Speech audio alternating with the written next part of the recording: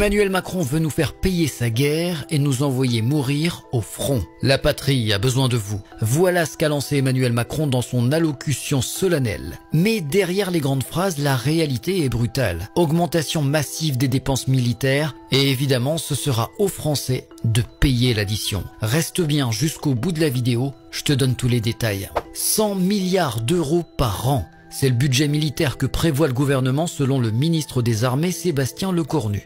Une somme colossale qui signifie moins d'argent pour les services publics, l'éducation, la santé.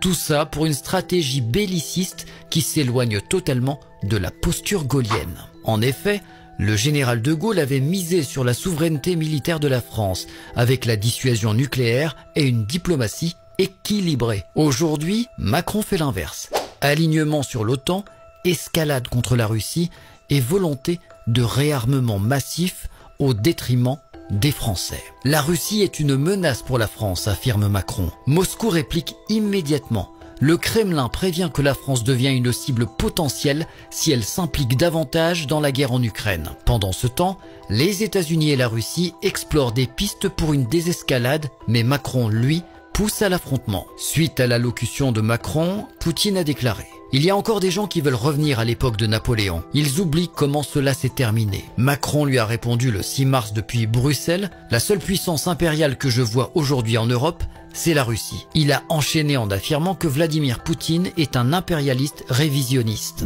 Peut-être, mais toi Macron, tu es un révisionniste. Et ce n'est pas tout, les dirigeants européens réunis jeudi 6 mars en sommet à Bruxelles ont donné leur feu vert au plan « Réarmer l'Europe » proposé par Ursula von der Leyen. L'objectif, mobiliser 800 milliards d'euros, dont 150 milliards en prêts pour renforcer les capacités de défense du continent. Un projet titanesque qui risque encore d'alourdir la dette et de ponctionner les États européens, dont la France. Et comment financer cette folie sans augmenter les impôts ? Le gouvernement évoque un nouveau livret d'épargne militaire où l'argent des Français servirait à acheter des armes. Et demain, devra-t-on donner directement nos économies pour financer des guerres lointaines? La France a-t-elle encore les moyens d'un quoi qu'il en coûte militaire après le quoi qu'il en coûte sanitaire? Pendant que les prix explosent et que les Français peinent à boucler leur fin de mois, l'État choisit d'investir des milliards dans l'armement. Sommes-nous prêts à sacrifier notre niveau de vie pour une politique d'escalade guerrière? Est-ce que l'attitude va-t-en-guerre de Macron va nous emmener inévitablement à affronter la Russie?